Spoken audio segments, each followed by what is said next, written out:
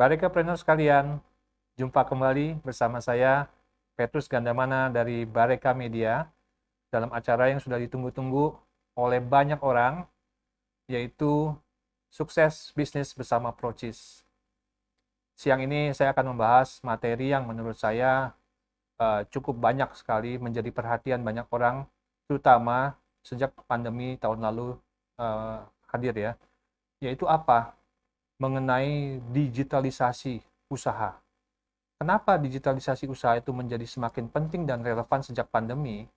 Karena banyak usaha orang yang tadinya kondisinya banyak dilakukan secara manual atau bertumpu pada kondisi yang manual saja dikerjakan oleh orang, tiba-tiba berubah menjadi mengandalkan pada digital. Contohnya, tadinya pemasaran cukup menerima pesan lewat WA, kemudian diantar oleh orang sendiri.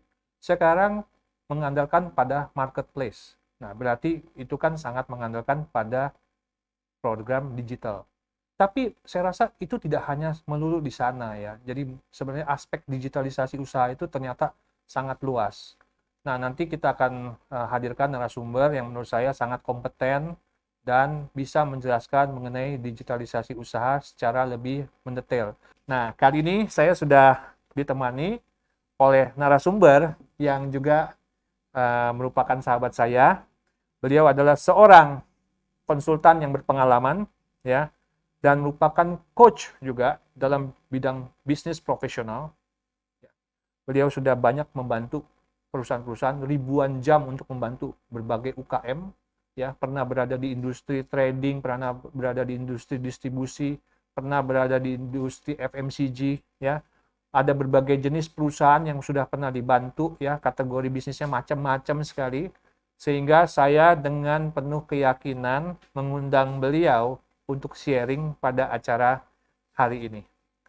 Tidak berpanjang lebar, saya perkenalkan sahabat saya, Coach Mario Chandra. Halo, selamat siang, Coach Mario. Selamat siang Pak Petrus dan juga Barekapreneurs ya yang mengikuti acara spesial ini nih. Baik, terima kasih sudah hadir di acara hari ini ya, Coach Ya, Mario ya. sama-sama Pak Petrus. Ya, nah kita karena Coach Mario sudah bela-belain ya, meluangkan waktu datang ke acara ini di tempatnya Bareka, kita ingin menggali nih sampai sebanyak-banyaknya supaya audiens kita puas bagaimana sebenarnya para UKM ya, startup itu mendigitalisasi usahanya. Mm-mm. Nah, menurut Coach Mario sendiri ya, selama atau sejak pandemi terjadi di tahun Mm-mm. lalu ya, Mm-mm. itu sebenarnya bagaimana landscape bisnis kondisi di Indonesia saat ini? Kan orang banyak yang bilang, Pak, usaha tambah susah, Pak, saya udah nggak kuat lagi, Pak, mau ngejalanin bisnis, saya nyerah deh, Pak. Terutama industri-industri yang mungkin terkait pariwisata, Mm. ya, atau makanan yang mengandalkan pada pengunjung datang ke Ya, restoran dan sebagainya, atau hotel. ya. Nah, tapi Pak Mario sendiri melihat bagaimana yang Mm. terjadi dari sisi seorang bisnis consultant. Ya.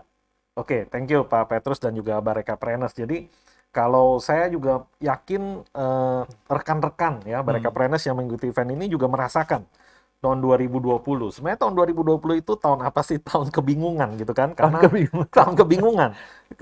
Jujur di awal-awal tahun 2020 kalau waktu bulan Maret lah ya kan sekitar bulan Maret melanda, siapa yang bisa memprediksi apa yang akan terjadi?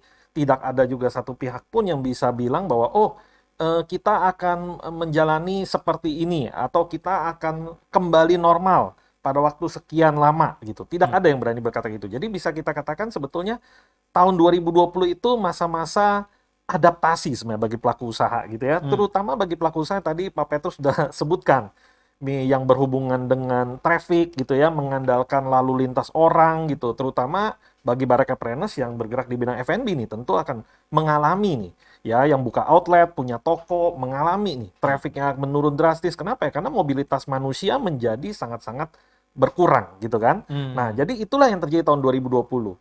Nah, kalau begitu tahun 2020 masa adaptasi sebenarnya 2021 ini tahun apa nih kalau begitu gitu ya. Hmm. Nah, kalau kami sih meyakini bahwa tahun 2021 ini harusnya menjadi waktunya akselerasi. Loh kok bisa? Kenapa? Karena tahun 2020 itu kita namanya saja sudah adaptasi. Artinya apa? Ada perubahan yang terjadi. Ketika perubahan terjadi, kita kan bukan diam. kita sebagai pelaku usaha pasti tidak hanya duduk dan menunggu dan berharap-harap cemas kan. H2C gitu ya, harap-harap cemas. Bahwa kondisi akan membaik. Tetapi tentunya bagi pelaku usaha akan mencoba melakukan adaptasi, mencoba untuk berinovasi dan seterusnya. Sehingga seharusnya masa coba-coba itu seharusnya sudah dilakukan selama tahun 2020 dan tahun 2021 ini kami sih meyakini harusnya pelaku usaha sudah mulai melakukan akselerasi. Artinya apa? Mempercepat kembali gitu kan usahanya. Sehingga apa? Usahanya tidak menjadi seperti tahun 2020 nih, tetapi udah mulai bisa bergerak menuju ke normal. Meskipun kita nggak bisa juga sampaikan di sini, ya kan teman-teman juga mungkin nggak ada nih yang berani berkata bahwa oke, kita akan menuju normal tahun sekian. Nggak, tetapi paling tidak kita sudah bergerak menuju ke arah sana. Berarti yang dimaksud normal pun adalah new normal ya. New normal, Normal tepat yang sekali. baru ya. Karena kita selama setahun dan sampai ke depan ini kita belum ada satu kepastian bagaimana new normal ini ya. Tapi yang pasti adalah kita kondisinya selama setahun ini melakukan yang namanya menjaga jarak ya, kemudian lebih mengurangi mobilitas kita ya, dan lain sebagainya yang membuat perilaku kita ya mau nggak mau berubah ya. Berubah. Betul. Pak, tadi Bapak bilang ya, tahun 2020 lalu mestinya mereka sudah mulai melakukan adaptasi, coba-coba, adjustment sana-sini di usaha ya. Karena tidak bisa lagi mengharapkan kembali seperti sebelum tahun 2020. Mungkin kan terjadi pemborosan ya Pak ya, waste ya, di sana-sini kan. Tadinya ada orang yang mungkin dialokasikan untuk pekerjaan, katakan nganter-nganter. Sekarang dia nggak bisa lakukan itu. Atau yang tadinya menerima tamu, sekarang tamunya tidak ada. Nah, pemborosan itu sendiri bagaimana Pak dilihat dan dianalisanya seperti bagaimana itu menurut Pak Mario? Ada nggak caranya? Ya, oke. Jadi kalau kita bicara bahwa dalam masa-masa adaptasi ini, salah satu yang kami perhatikan bahwa salah satu apa sih yang diadaptasi sebetulnya? Yang diadaptasi adalah how to do the business. Bukan yang diadaptasi adalah bisnisnya. Ini banyak orang yang salah pengertian bahwa saya mesti gimana nih? Apakah saya rubah bisnis saya misalnya ke bidang sanitasi? Ya kan? Atau ke bidang misalnya kebersihan gitu. Kenapa? Karena kan trennya sana gitu ya. Tetapi bukan. Maksudnya adaptasi itu lebih ke arah bagaimana cara kita menjalankan usaha kita. Ya tentu tadi Pak Petrus sampaikan itu tepat sekali. Karena kalau kita bicara tahun 2020 ini sampai dengan tahun 2021 ini kita memasuki masa new normal. New normal itu artinya apa? Kemungkinan besar setiap pelaku usaha mengalami guncangan. Sebagian besar mungkin ya. Karena saya tahu ada juga usaha-usaha yang justru booming gitu kan dengan kondisi seperti hari ini. Tetapi ada banyak sekali usaha juga mengalami guncangan. Nah, guncangan itu yang terjadi apa? Yang terjadi adalah kalau mereka menjalankan usaha dengan cara yang lama, sedangkan hari-hari ini omsetnya juga menurun, kemudian juga mungkin profitnya harus lebih ditekan, biaya sama bahkan biaya bisa meningkat. jadi lebih tinggi, bukan saja sama. Yang terjadi apa? Ya usahanya akan mengalami inefisiensi kan. Mengalami produktivitasnya mulai kelihatan menurun, tetapi profitnya juga kelihatan menurun nih. Nah, sehingga apa? Inilah yang kemungkinan bagi kita pelaku usaha dan juga Barekapreneurs butuh kembali mengevaluasi nih. Mengevaluasi kalau dulunya biasa-biasa saja, dianggap baik-baik saja, jangan-jangan ini adalah masa di mana kita perlu mengevaluasi. Sebenarnya apakah ada di dalam bisnis kita yang kita butuh lakukan lebih efisien, atau kita perlu tingkatkan produktivitasnya, gitu ya. Dan ini masa yang paling baik sebetulnya untuk kita melakukan itu. Kenapa? Karena kita dipaksa nih, saat ini kita dipaksa. Sebenarnya dipaksa seperti apa sih? Jadi kalau rekan-rekan gitu ya yang mengikuti ini pelaku-pelaku usaha F&B Barekapreneurs pasti mengalami yang namanya dunianya nih sekarang kita di semuanya diarahkan ke digital. How to do the business aja digital. Uang aja digital. Nah, hari ini saja kita bisa ketemu diskusi seperti ini dengan digital. Sekian puluh Barekapreneurs saja digital kan. Kenapa? Karena ya kita sudah dipaksa nih beradaptasi ke sana. Sehingga apa? Usaha-usaha pun akan dipaksa untuk merangkul digital, dunia digital. Nah, apakah dunia digital ini sesuatu yang baru? Tentu tidak. Bahkan sebelum pandemi diprediksi tahun 2030 Indonesia sudah masuk ke namanya era 4.0. Ya kan? Tetapi mau tidak mau dari tahun 2020 kita ya sudah mulai dipaksa gitu kan? Untuk apa? Untuk mengadopsi digital ke dalam usaha kita, ya, mengadopsi teknologi digital ke dalam usaha kita. Nah, inilah yang akan sebenarnya kita coba diskusikan nih pada kesempatan hari ini mengenai bagaimana membuat usaha kita sebenarnya apa sih ya membuat usaha merangkul digital itu. Ya.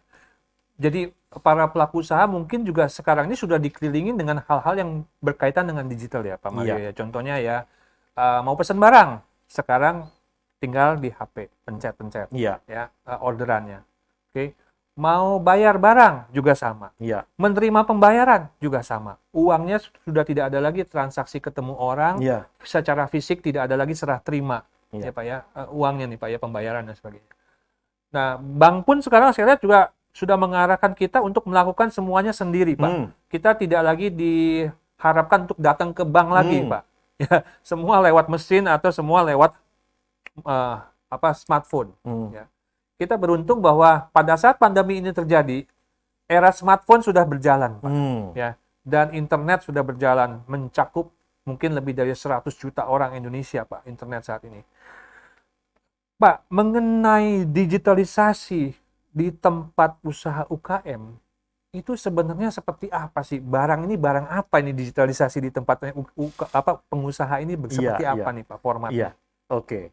Nah, thank you Pak Petrus. Jadi kalau kita bicara tentang digitalisasi usaha, bukan berarti kita bergerak di bidang digital. Usaha kita bergerak di bidang digital, bukan begitu.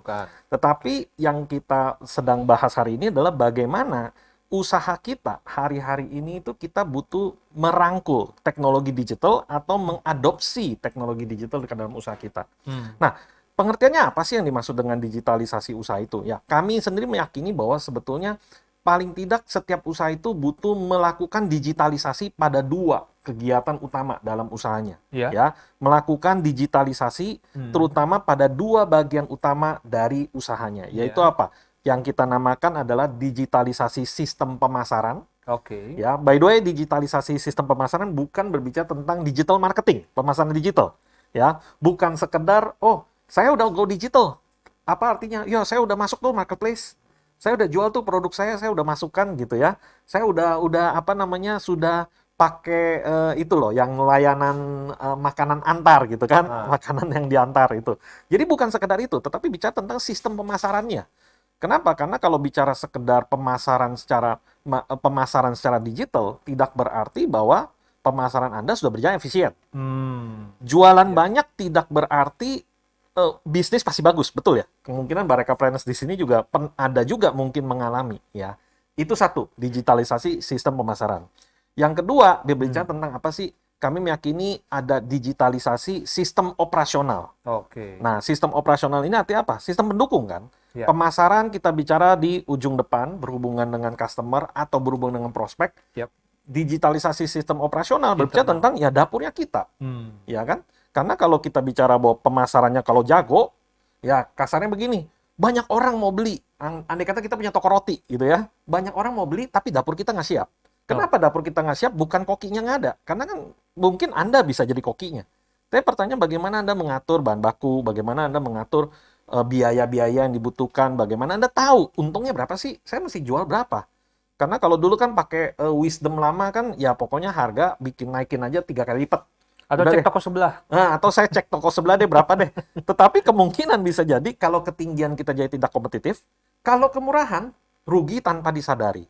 Nah, jadi artinya dapur kita juga butuh kita digitalisasi. Gitu ya. Nah, kemudian kalau bicara 2 digitalisasi, apakah cukup? Enggak, ya harus diintegrasikan. Karena nggak boleh ini berdiri sendiri-sendiri. Sistem pemasaran digitalisasi berjalan sendiri, operasional berjalan sendiri. Kalau itu tidak diintegrasikan, yang terjadi apa? Ya, miskomunikasi juga gitu yang terjadi. Ya. Itulah yang bicara tentang digitalisasi usaha, berbicara tentang 2 hal itu, pemasaran dan juga sistem operasionalnya. Iya. Karena hal-hal yang terkait dengan real time apa yang terjadi pada saat ini menjadi semakin penting ya Pak ya. Bagi mereka untuk bisa tetap bertahan di dalam kompetisi ya. Ya kan? Karena kompetitornya kan bergeraknya udah digital, Pak. Sebagai contoh aja ya, ini ilustrasi aja ya. Saya beberapa tahun lalu diundang ke Victoria di Australia ya dekat Melbourne sana ya Pak ya, untuk melihat peternakan sapi, sapi perah, susu ya. Nah, peternak itu si petani, peternak sapi perah itu sudah digitalisasi, mengetahui di handphonenya, itu satu hari sapi mana hasil susunya berapa banyak. Saya rasa kita sebagai pengusaha memang perlu tahu, Pak. Hari ini kita menghasilkan berapa, untung atau tidak, respon di pembeli kita bagaimana terhadap produk tersebut. Sehingga kita langsung bisa cepat mengatur di dapur juga ya Pak ya. Karena kalau nggak kan nanti pelanggan kecewa. Pelanggan yang kecewa itu sangat memberatkan bagi perusahaan di zaman sekarang yang kompetisinya semakin ketat. Berarti Pak, digitalisasi itu sudah semakin penting ya Pak? Iya. Nah, pertanyaan berikutnya adalah, oke, saya mengerti tentang digitalisasi itu. Pertanyaan berikutnya, kenapa saya harus mengadopsi ini? Kenapa jadi penting? Ya kan? Mungkin bagi banyak barekapreneurs atau bagi rekan-rekan yang mengikuti ini bilang bahwa, oh saya masih fine-fine aja sih. Tetapi sebenarnya apa sih yang menjadi tantangan kita bicara era usaha di saat ini? Bahkan sampai ke depan. Sekarang kan kita udah mulai masuk namanya ke era 4.0. Apakah sudah dalam proses? Sampai kapan? Tidak ada yang tahu. Menurut prediksi 2030 gitu kan kita mulai ngadopsi. Tetapi kalau kita bicara era 4.0 itu apa sih? Era 4.0 adalah era di mana teknologi dengan kehidupan kita itu sudah tidak bisa dipisahkan. Itu era 4.0. Bahwa teknologi itu udah menjadi bagian keseharian kita yang kita nggak bisa lepas darinya. Kita nggak bisa lepas sama sekali. Nah, sebenarnya apa sih yang dimungkinkan oleh teknologi digital ini saat ini? Ya, ada dua. Terutama adalah mengenai arus informasi, gitu ya. Arus informasi artinya informasi-informasi itu kan banyak nih informasi beredar. Contoh, kalau kita ambil contoh punya toko roti, ya kan? Begitu kita menjual satu roti, sebenarnya kan informasinya banyak. Mulai dari bahan baku yang terpakai berapa, waktu yang dibutuhkan berapa banyak, prosesnya ada apa saja, penjualannya kepada siapa, harganya berapa, kemudian sampai ke bagian pembayarannya atau uang cashnya gitu kan dibayar. Bayangkan satu roti aja itu banyak informasi gitu yang kita bisa dapatkan dan sebenarnya perlu dapatkan, gitu kan. Nah, jadi bicara tentang digitalisasi itu yang apa sih? Ada dua komponen yang kita perlu perhatikan, yaitu apa? Data atau informasi yang banyak itu kita bisa dapat pertama secara real time, yang kedua lebih akurat pastinya dibandingkan catatan manual kan. Itu satu. Yang kedua, bicara tentang keuntungan digital dalam usaha adalah kecepatan. Inilah peran dari teknologi digital dalam usaha kita. Selain informasi yang banyak itu kita bisa dapat secara real time dan akurat, yang kedua juga kecepatan. Kenapa? Karena begitu kita input sistem ke dalam sistem, informasi-informasi itu akan langsung kita bisa dapatkan semua di depan kita hanya menggunakan smartphone hari ini juga. Jadi bayangkan kecepatan itu.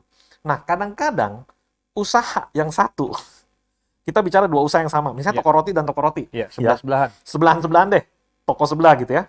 Kadang-kadang yang menang itu bukan karena produknya lebih enak. Bukan karena dia lebih pintar masak, tetapi karena kecepatan. Kecepatan apa? Kecepatan dia make decision. Contoh make decision begini, misalnya balik lagi toko roti. Dia punya 5 varian. Sama, sebelah juga punya 5 varian. Yang satu bisa dapat data dengan cepat bahwa ternyata tuh yang laku di jam-jam prime time itu ada 3 varian. Toko sebelah nggak tahu kan, karena dia masih manual, dia butuh waktu untuk mengolah data ini. Yang terjadi besokan harinya adalah, toko ini dia membuat 3 varian ini jauh lebih banyak di waktu prime time. Karena lebih banyak, dia mungkin bisa buat promo lebih. Ya kan, karena dia udah hitung nih, wah ini saya laku, saya bisa jual misalnya 3 gratis 1 nih. Ya nggak apa-apa deh. Yang penting volumenya jadi naik. Karena dia udah hitung kan, ada datanya semua. Apa yang terjadi? Yang terjadi bisa jadi karena dia cepat melakukan keputusan, dia cepat mendapatkan informasi, yang akhirnya yang sebelah tadi, yang terlambat mendapat informasi ini kalah cepat. Dan ketika kalah cepat, ya udah kita bisa tebak lah secara persaingan siapa yang akan lebih unggul. Iya. Jadi usaha yang sama, berlokasi di tempat yang sama, bahkan sebelah-sebelahan, hasilnya belum tentu sama. Ya, produknya mungkin sama. Ya. Nah, berarti dengan demikian kita sudah pahamin bahwa pentingnya digitalisasi itu sudah jelas sekali. Ya. Bagaimana Anda tetap bisa bertahan di kompetisi yang begitu ketat. Oke. Nah, Berikutnya nih Pak, kan kelihatan nih sekarang nih, wah ini digitalisasi, ada informasi yang banyak, ya saya harus menganalisis dan sebagainya. Apakah di level UKM itu digitalisasi itu perlu Pak dilakukan? Kan UKM itu usahanya masih skala kecil Pak, Ya, bahkan mungkin masih mikro. yes. Apakah menurut Pak Mario UKM itu memang layak melakukan digitalisasi Iya, sekarang? iya. Kalau mau jawabannya jawaban gampang, ya udah titik gitu. Cuma kan pasti mau tahu kenapa gitu ya. Mau taunya kenapa. Jadi begini, sebenarnya kita bicara digitalisasi usaha itu bukan sesuatu yang baru. Ini bukan bukan cerita baru, bukan juga sebuah teknologi baru yang hari ini baru ada. Enggak. Ini udah dari lama. Tetapi memang dari dulu kebanyakan di waktu yang lampau ini digitalisasi ini lebih ke arah untuk perusahaan-perusahaan big company. Ya, kenapa big company? Karena mereka udah lebih kompleks usahanya. Sehingga mereka membutuhkan sistem yang akurat, yang real time, informasi bisa di-collect, dan kemudian mereka bisa analisa. Tetapi dalam perjalanannya ternyata didapati bahwa, kelihatannya sistem seperti ini penting nih buat UKM. Tentu untuk skalanya UKM. UKM. Ya, kenapa demikian? Karena pasarnya menentukan demikian. Jadi ketika kita bicara digitalisasi usaha, kenapa penting untuk UKM? Bukan karena ikut-ikutan. Perusahaan besar pakai, kita juga pakai dong. Kita juga mau dong. Enggak. Tetapi karena pasarnya atau dunia market gitu ya, konsumennya, arahnya memang ke sana. Apa yang mereka butuhkan? Mereka butuhkan kepraktisan, mereka butuhkan kecepatan, mereka butuh keakuratan. Ya, berapa banyak dari kita kalau pesan barang hari ini mau tahu juga, mau tahu langsung barang kapan bisa sampai. Berapa banyak dari kita kalau kita pesan barang, tiap hari kita tongkrongin, ini barang sudah sampai di mana ya? Iya. Oh, udah sampai di sini, sampai di warehouse ini. Oh, sudah dikirim sama yang namanya ini. Begitu kan?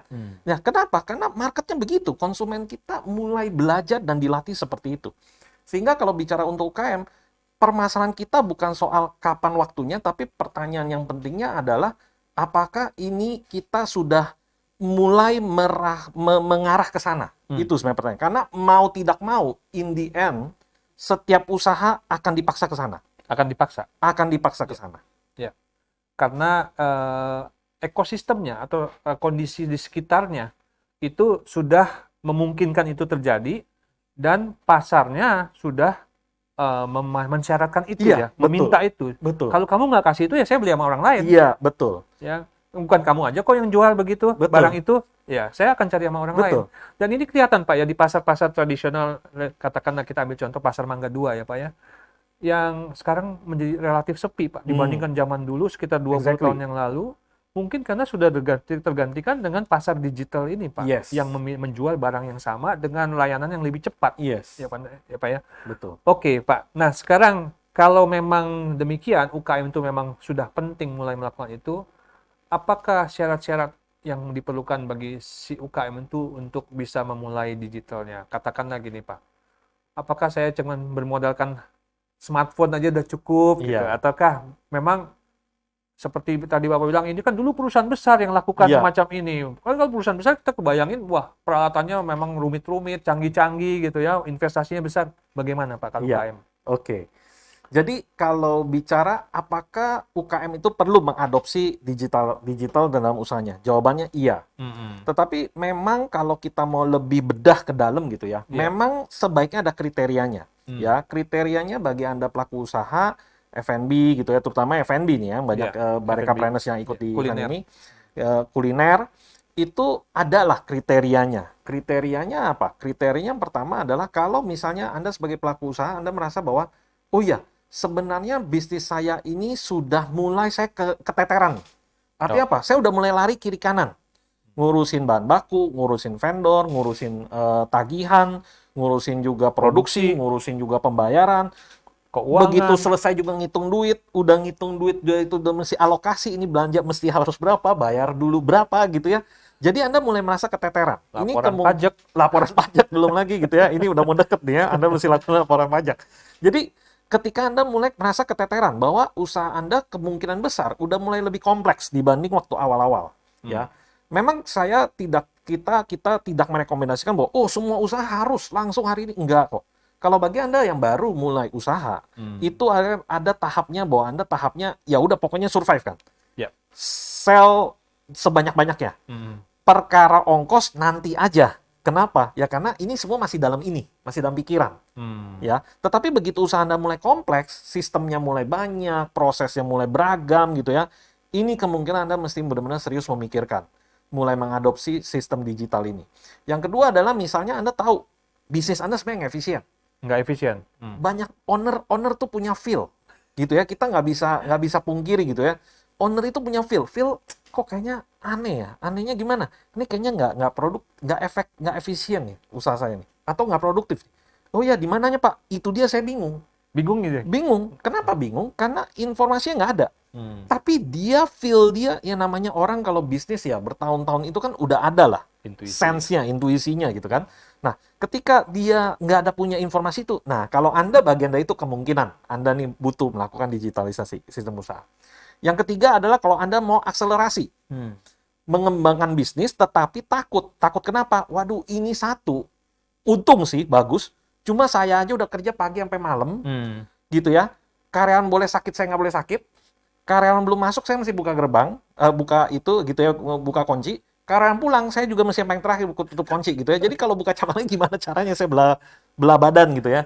Itu kayak nggak mungkin tuh. Nah, jadi ketika Anda merasa bahwa, oh iya, saya mau mempercepat nih. Misalnya apa? Saya punya toko roti, saya mau ke cabang. Tetapi saya takut kalau satu aja saya masih takut kalau ditinggal, bagaimana nih nanti kalau misalnya ada dua dan seterusnya. Nah, ini kemungkinan Anda butuh untuk secara serius memikirkan tentang digitalisasi usaha Anda. Oke, Pak. So, bagaimana memulainya? Nah, memulainya. Ini $1 million questions gitu ya. Karena kalau tadi iya semuanya bagus, saya tahu. Terus kalau gitu saya mesti mulai dari mana dong? Jadi ini praktis sebetulnya ya. Jadi bagi Anda pelaku usaha yang perlu Anda lakukan sebenarnya ketika sebelum melakukan digitalisasi usaha adalah Anda perlu dulu memastikan proses usaha Anda. Nah, proses usaha Anda apa sih? Misalnya toko roti. Ya. Anda mesti memastikan dulu sebenarnya proses dari roti itu dari belum Anda beli bahan bakunya sampai ke tangan konsumen itu prosesnya bagaimana? Misalnya, saya beli dulu dong tepungnya, bahan bakunya saya beli dulu dong, telur, dan seterusnya, dan seterusnya. Oke, sudah itu, apakah saya melakukan stok atau saya langsung proses semua hari itu? Nah, ini berbeda nih prosesnya nih. Oh, enggak, saya pasti stok dong. Oke, berarti stok kemudian akan diolah. Oke, diolah produksinya seperti apa? Proses produksinya seperti apa? Jadi nggak bisa, Anda tidak bisa, misalnya hari ini saya prosesnya A, besok saya prosesnya B, itu nggak bisa. Jadi harus proses bisnisnya dulu Anda tentukan. Gitu ya. Nah, setelah itu sampai dengan diproduksi, kemudian ke tangan customer, bagaimana cara menyajikan atau bagaimana menjualnya, kemudian bagaimana proses pembayaran, transaksi, dan seterusnya. Nah, kalau itu semua sudah ditentukan bisnis modelnya, baru kemudian kita bisa tentukan dulu bagaimana yang kita mau lakukan digitalisasi. Jadi tidak langsung otomatis semua. Kan harus step by step yang mana dulu. Nah, tentunya memang kalau kita bicara, kalau gitu saya mana dulu dong, saya mana dulu. Ya memang ini kita butuh diskusi, butuh juga memang konsultasi untuk kira-kira bisnis model yang tepat untuk usaha Anda seperti apa sih? Dan kemudian mana dulu sih yang perlu dilakukan digitalisasi. Ya, ini cara mulainya dari pertama. Karena kondisi dari usaha walaupun produknya sama, katakanlah sama-sama kue atau sama-sama roti, tapi kan belum tentu juga prosesnya sama. Betul. Ada yang berdasarkan terima order baru kerja. Ada yang nggak ada order tetap bikin produk. Yang penting nanti pasti ada yang beli hari ini, ya kan Pak? Betul. Begitu. Nah, oke.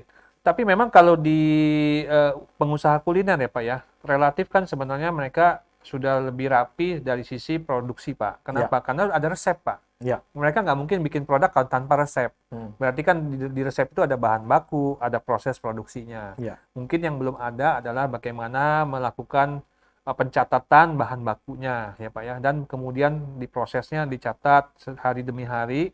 Dan kemudian selanjutnya setelah itu Pak, mengenai penjualan atau pemasarannya, katakan dia posting di Instagram atau di Facebook dan lain sebagainya, atau jual di marketplace.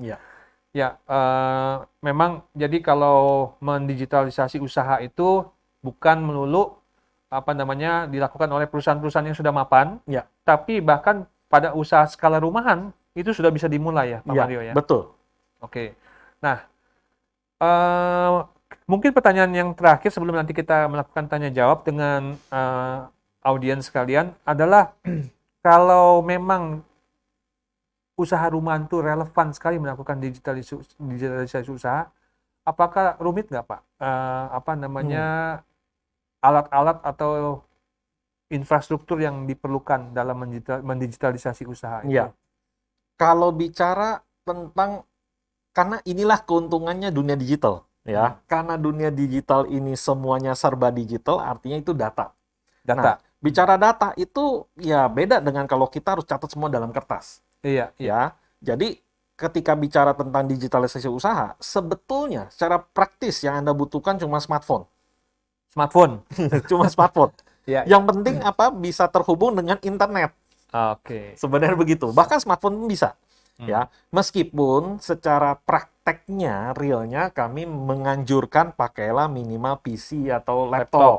Kenapa? Karena lebih mudah, lebih ke Hmm. arah convenient-nya aja, lebih mudahnya. Tapi kalau bicara, oh kalau saya punya smartphone aja bagaimana? Bisa tidak? Bisa. Ya kenapa? Karena teknologi digital. Ya, dan sistemnya adalah berbasis kepada cloud. Ini enaknya nih, Cloud. Tidak cloud. perlu. Hmm. Ya, kita ibaratnya kalau gudang, kita nggak perlu punya gudang sendiri. Gudangnya di tempat lain, kita hanya membayar gudangnya. Hmm. Tetapi apa namanya, security dan ininya ya tentu harus tetap aman dong, Ya. ya kan? Seperti itu. Baik.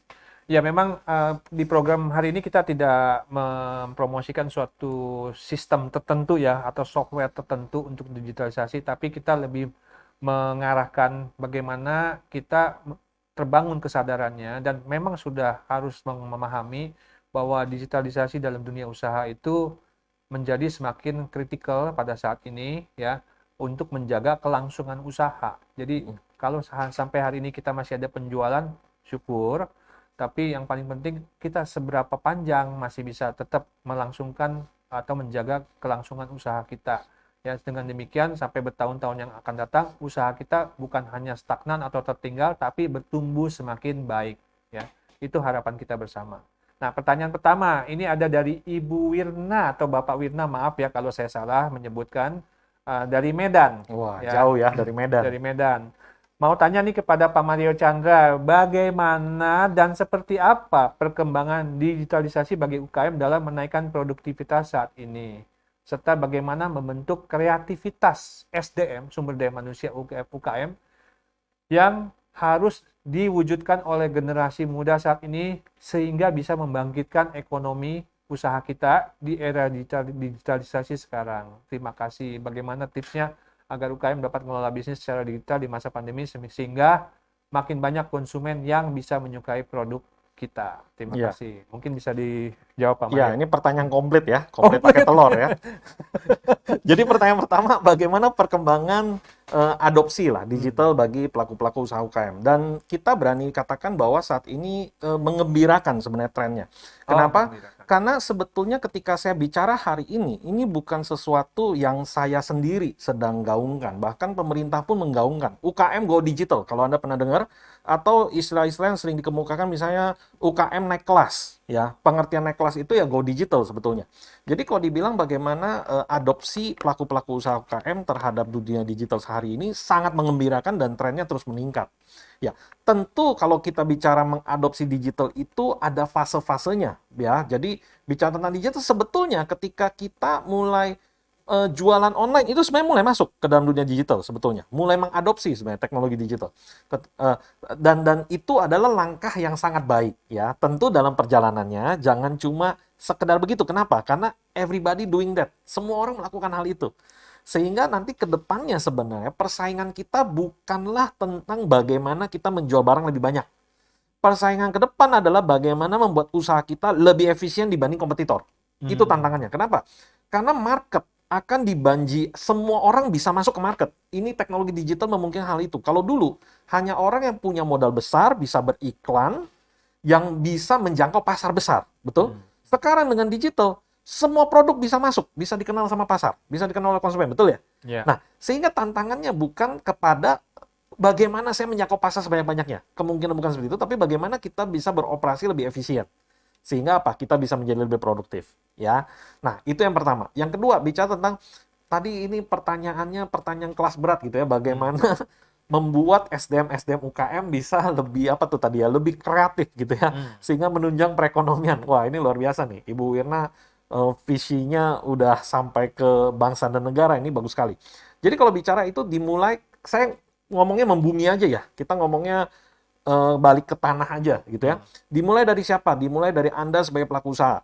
Kalau Anda sebagai pelaku usaha, Anda memiliki value, Anda memiliki entrepreneurship, tadi yang seperti Pak Petrus sampaikan di awal gitu ya, kewirausahaan, di mana Anda tahu bahwa Anda mengelola organisme, Anda mengelola organisasi yang isinya organisme. Organisasi itu dia kata organisme, ya, kumpulan manusia-manusia untuk meng-create value, kalau saya boleh tambahkan. Jadi bukan cuma produk dan jasa, tapi value. Nilai apa sih yang Anda bisa berikan kepada konsumen sehingga konsumen Anda ngomong gini, saya lebih baik sama Ibu Wirna. Kenapa? Karena value dia saya nggak bisa dapat di tempat lain. Ada nilai lebih yang saya bisa dapatkan yang saya tidak dapatkan dari kompetitornya Bu Wirna. Misalnya begitu. Itu satu. Jadi mulai dari Anda sebagai pelaku usaha gitu ya. Nah, kemudian tentu kalau dari pelaku usaha sudah mulai, butuh ditunjang oleh namanya sistem kerja, cara kerja. Karena kalau itu semuanya bergantung kepada spiritnya owner, gitu ya, tetapi cara kerja tidak diatur, ya makanya ada bos, semangat, bagus.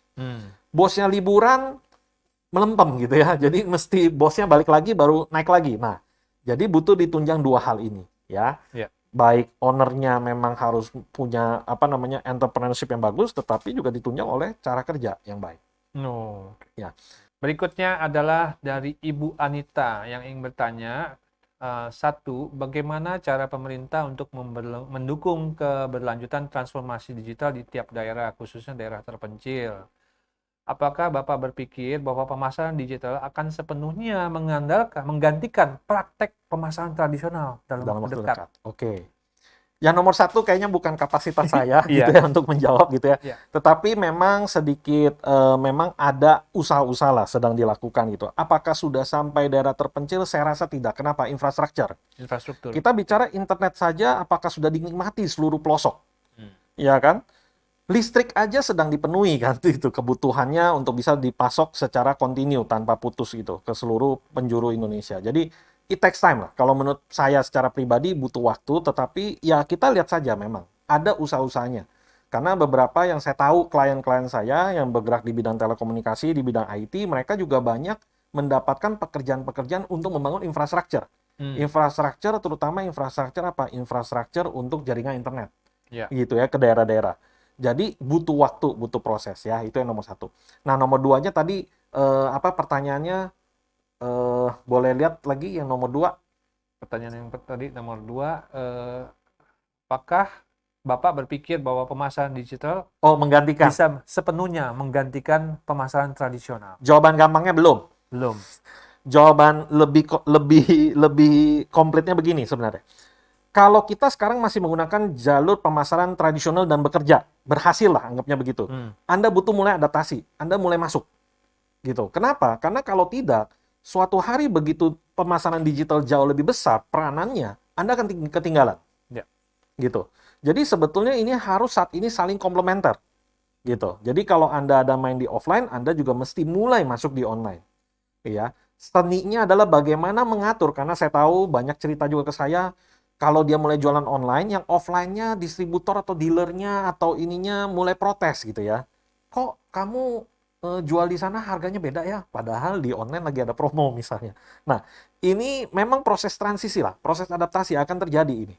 Ya, tetapi saran saya begitu, kalau Anda masih di tradisional, mulai masuk digital. Apakah dalam waktu dekat? Enggak. Ya, mungkin juga karena digital ini juga ada mengandalkan pada kondisi pihak ketiga, Pak. Dalam hal ini adalah penyedia infrastruktur ya, Pak, ya. Kayak internet, provider, dan sebagainya. Kita tetap perlu ban serep, Pak. Ya, ban serep. Kalau suatu saat ada down kondisi internet, tradisional kita udah tutup, wah itu berbahaya juga, Pak. Ya, jadi kita memang tetap mungkin pada waktu, ya perkiraan saya ya, 10 tahun ke depan tradisional itu belum sepenuhnya bisa tergantikan 100% oleh digital ya. Tapi berapa persen komposisi digital, apakah semakin dominan atau menjadi dominan dibanding tradisional, mungkin saja itu terjadi. Tapi 100% tergantikan menurut saya belum ya. Karena ya generasi yang masih usia berapa, yang masih tradisionalnya kan juga masih cukup besar, Pak, Ya, di Indonesia betul, ya, yang masih betul, terbiasa sejak kecilnya mengandalkan kondisi tradisional, betul. gitu, ya. Oke, tadi ada pertanyaan yang kedua. Sekarang yang pertanyaan nomor 3 ya. Oke, dari Pak Irwanda di Yogyakarta. Ya, bagaimana cara yang efektif untuk meningkatkan produktivitas pada saat produknya ini belum dikenal oleh masyarakat? Nah, cara efektif untuk meningkatkan produktivitas saat belum dikenal. Jadi bagaimana nih Pak? Kalau produknya belum dikenal, Iya, ya, saya coba nerjemahkan mungkin maksudnya Pak Iwanda adalah bagaimana membuat jualannya jadi lebih tinggi gitu ya, meningkat. produktivitas jualan kali ya Hmm, maksudnya hmm. maksudnya ya. Nanti tolong koreksi Pak Irwanda kalau saya salah tangkap, saat produk belum dikenal masyarakat. Nah, kalau Anda memiliki produk yang baru lah, ini kan bicara berarti Baru. produk atau jasa yang baru launching ke masyarakat. Iya. Ya, misalnya kalau Anda usahanya roti ya roti baru nih, Anda baru lah usahanya gitu ya. Ya memang Anda perlu memahami eh, eh, satu komponen, pilar besar dalam membangun usaha itu ada 5. Yang satu itu adalah namanya membangun engagement dan added value. Hmm, Nah, bicaranya apa sih? Sebenarnya bicara gampangnya pemasaran. pemasaran. Ya. Apakah Anda sudah memiliki strategi pemasaran kalau belum diketahui masyarakat? Karena proses pertama pasti membuat dulu produk dan jasa Anda dikenal Ya. oleh pasar yang tepat. Gitu, nomor satu. Baru kemudian yang kedua, bagaimana yang perlu kedua yang dipikirkan, bagaimana setelah kenal, mereka tertarik untuk interaksi dengan Anda. Hmm. Jadi misalnya makanya kita ambil contoh satu aja gitu, toko roti. Baru buka bisnis roti. Pertanyaan pertama, sebenarnya target pasar Anda siapa? Pangsa pasar Anda. Semua orang yang makan roti? Enggak semua orang kok makan roti. Ya. Enggak semua orang juga yang makan roti, mungkin mau makan roti Anda. Belum tentu. Ya. Karena roti juga banyak macam, ya kan? Jadi Anda butuh tentukan dulu pangsa pasar Anda. Yang kedua adalah setelah Anda tentukan pangsa pasar, Anda juga kemudian harus membuat bagaimana caranya mereka mau coba datang ke tempat Anda. Atau mereka mau mencicipi. Mungkin lewat promo, mungkin juga lewat apa? Ada penawaran-penawaran khusus gitu ya, bikin sale di hari-hari tertentu, atau Anda bikin sebuah produk yang memang unik, dan seterusnya. Nah, dua hal inilah yang bisa dilakukan, ini adalah konsep dari pemasaran sebetulnya. Setelah mereka tertarik untuk berinteraksi dengan Anda, proses namanya penjualan itu adalah by product, atau itu adalah efek samping. Ketika mereka sudah tahu Anda, mereka mau interaksi, dan mereka trust, percaya. Artinya mereka mau mulai coba.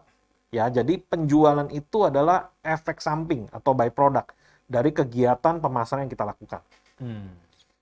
Jadi kalau pemasarannya kita benar, maksimal, tentunya efeknya ke penjualan ya Ya, akan terasa ya Pak ya. betul. Ya, jadi bukannya Anda menaruh dulu penjualan di depan, kemudian pemasaran mendukung, tidak demikian. Pak. Ya, Dibalik nih Pak ya. ya, Kita membangun dulu trust, kepercayaan dari konsumen terhadap merek kita, brand produk kita, layanan kita, ada value yang tadi Pak Mario sampaikan, added value yang memang orang harapkan dan tunggu-tunggu dari kita karena tidak didapatkan di tempat lain, sehingga dengan demikian penjual otomatis mengikuti. ya, Ya, dan itu Anda nggak perlu lagi apa namanya berusaha keras memberikan terlalu banyak sales promo kali ya. ya.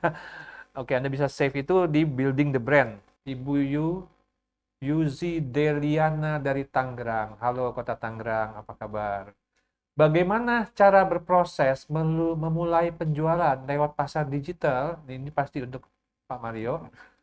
Sehingga bisa membuat customer yakin untuk membeli produk yang kita pasarkan. Bukan hanya sekedar nanya-nanya doang, tapi bisa sampai ke tahap closing. Ya. Ini Ibu siapa tadi? Ibu Yuzi Deliana. Yus ya, Ibu Yus. Nah. Ya. Jadi kalau bicara tentang pemasaran dunia digital itu ada beberapa strategi sebetulnya. Kalau ini saya asumsikan Ibu Yus mungkin berbicara tentang marketplace. Ya. Marketplace. Memang kalau bicara tentang marketplace, strateginya agak berbeda dengan kalau kita berjualan menggunakan platform kita sendiri. Ya, memang begitu karena marketplace itu memang mendesain agar persaingan itu benar-benar rata atau hanya ditentukan dari harga. Nah, tetapi apakah karena demikian artinya kita nggak bisa menaruh keunggulan di sana? Tentu bisa. Nah, yang bisa dilakukan itu strategi-strateginya adalah misalnya, Bu Yus bisa mencoba untuk pertama-tama menyebarkan dulu informasi produknya Ibu Yus kepada orang yang kenal, cuma belinya lewat online. Ya, Ya, saya tidak menganjurkan bermain bohong-bohongan gitu ya. ya. Artinya apa? Order-order fiktif lah gitu ya. Itu saya nggak menganjur seperti itu. Tapi kalau produk dan jasa kita bagus, percayalah ketika orang membeli itu pasti dia happy kan, dia puas kan. Cuma pertanyaannya bagaimana membuat produk kita dicoba dulu nih sama calon customer. Jadi saran saya gunakanlah lingkaran terdalam dulu. Jadi misalnya Bu Yus punya saudara, punya kenalan, punya teman gitu ya, Tetangga. tetangga gitu ya, tawarkan kepada mereka dan minta mereka belinya secara online gitu. Agar Hmm, apa? Agar reputasinya dibangun di situ. Kemudian minta mereka untuk memberikan komentar, biasalah ya, memberikan komentar dan testimoni ya. seterusnya yang positif. Tetapi yang penting adalah pastikan bahwa Ibu Yus itu memberikan nilai lebih, nilai tambahnya apa? Apa sih bedanya? Pertanyaan penting ini, kenapa sebagai konsumen saya harus beli sama Ibu Yus dibandingkan sama kompetitor? Ya, Kalau jawabannya, oh makanannya saya bikin sama enak Pak, sama enak atau lebih enak? Ya, mirip-mirip lah. Oke. Terus apa yang lebihnya? Ya, pokoknya yang tetangga punya saya sama deh. Nah, kalau itu kan sulit. Jadi hmm, harus ada added value-nya. Misalnya apa? Ya, kejunya yang kita pakai, misalnya gitu ya, kalau jual produk yang pakai keju, yang tadi disampaikan sama Chef Tian, oh ya, kejunya kita pakai keju nih yang benar-benar quality nih. Kita bahkan pakai yang bermerek, misalnya begitu. Sehingga apa? Ya, kualitasnya terjamin dan ada standar yang kita bisa pertanggungjawabkan. Kita nggak pakai misalnya keju yang buatan homemade misalnya begitu, ya kan? Itu added value yang kita bisa sampaikan. Nah, jadi pertama adalah Anda sebarkan dulu di komunitas kecil dan minta mereka untuk dukung gitu ya, belilah secara online. Yang kedua adalah ya added value-nya harus ada. Anda mesti tampilkan. Nah, kalau itu bisa dilakukan, lambat laun ini penjualan ke marketplace itu word of mouth, mulut ke mulut, di samping reputasi. Jadi kalau reputasinya kita bisa bangun bagus, mulut ke mulutnya jalan, dalam perjalanannya ya tentu banyak strategi lain lah, tetapi itu kira-kira mungkin Bu Yus bisa coba. ya. Ya mungkin kita bisa merefleksikan juga kalau diri kita sebagai konsumen ya, Pak Ya, Mario ya, bahwa kita akan mencari penjual yang reputasinya bagus ya, yang dapat yes, bintangnya banyak atau komentar-komentar positifnya banyak ya. ya, Dan tentunya selain itu diimbangi juga dengan umpama produk yang bagus dan apa mungkin ada bonus-bonus tambahan ya Pak, ya, walaupun kecil-kecil tapi dirasakan itu bermanfaat bagi mereka pada saat membeli produk dari kita dibandingkan beli dari kompetitor ya. Memang kalau usaha di awal-awal kan perlu membangun dulu kepercayaan dan nanti kita harapkan yang namanya repeat order itu hadir datang lagi bahkan mereka mereferensikan kita kepada rekan-rekan mereka atau teman-teman mereka ya sehingga mereka merupakan marketernya kita. Jadi bukan kita sibuk memasang iklan tapi mereka adalah iklan berjalan kita.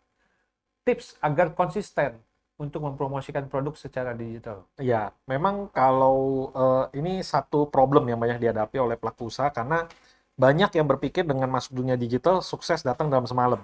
Ya, kuncinya begini, Diajeng ini mungkin ibu atau bapak gitu ya. Jadi dalam usaha itu kita harus apa, bahwa kita tidak bisa bermainnya short term. Kita harus bermainnya adalah long term. Kalau kita berbicara tentang di dunia digital, it takes time, butuh waktu. Walaupun memang pada umumnya tidak selama kalau kita melakukan teknik pemasaran secara konvensional. Nah, jadi kalau bicara tentang konsisten, yang biasa bikin kita tidak konsisten adalah karena kita berharap dalam waktu cepat hasilnya udah apa namanya berpuluh-puluh kali lipat, kira-kira begitu. Nah, Hmm. ini adalah konsep yang sebenarnya salah. Jadi mulailah dari pemahaman kita dulu bahwa sebetulnya tidak ada yang sukses semalam, termasuk di dunia digital. Kenapa? Karena Anda bermain digital pasti nggak sendirian. Hmm. Ada orang-orang lain yang memasarkan sama. Jadi tips praktis dari saya adalah belajarlah dari paling gampang tiru kompetitor Anda. Tiru pemain lain yang sudah sukses. Kira-kira Hmm. apa yang bedanya ya?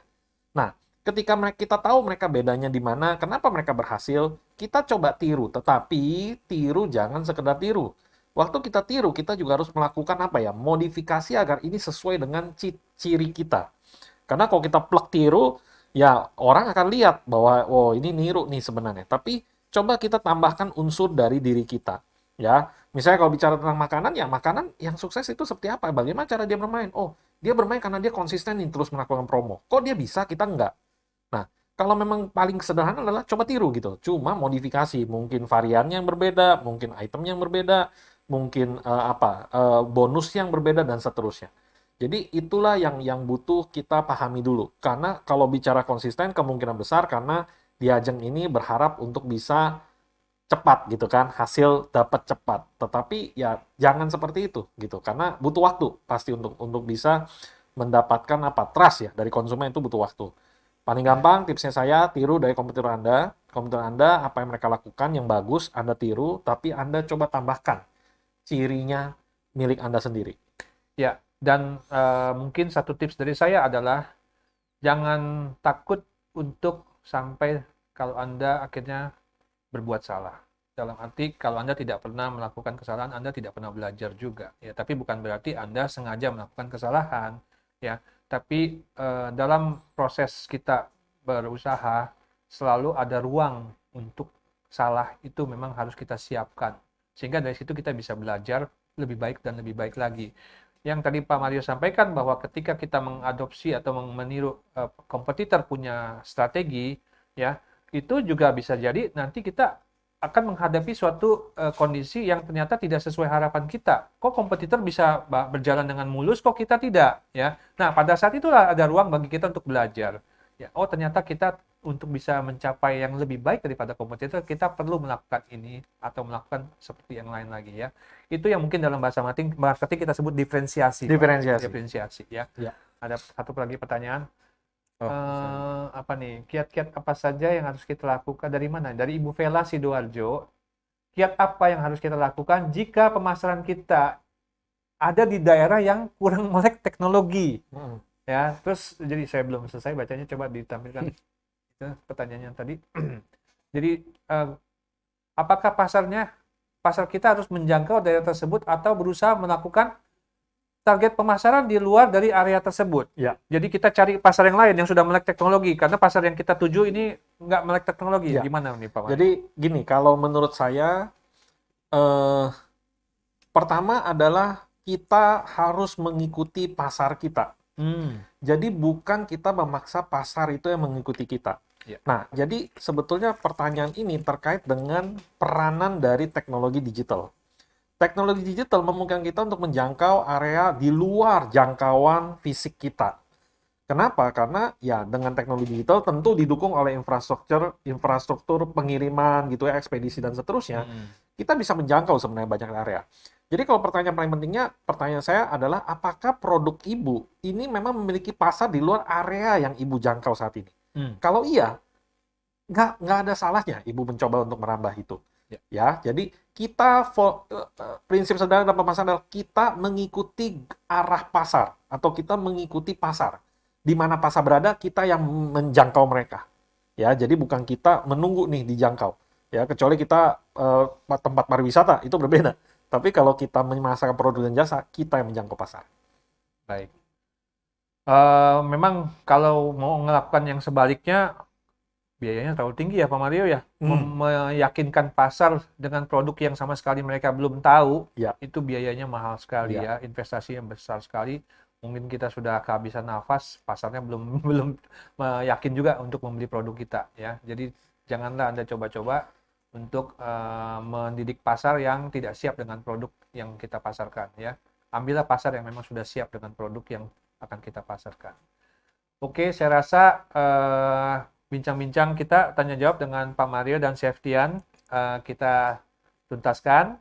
Terima kasih atas ininya ya. Baik, audiens sekalian, Barekapreneur sekalian yang terhormat, terima kasih atas waktu yang telah Anda luangkan untuk hadir di dalam acara Sukses Bersama Procis bersama narasumber kami hari ini yaitu Coach Mario Chandra dan Septian dari Procis, Technical Chef Procis. Semoga apa yang kami sampaikan hari ini bermanfaat bagi kegiatan usaha Anda dan kami doakan Anda semua sehat selalu dan sukses untuk usaha Anda. Sampai jumpa di sesi yang berikutnya.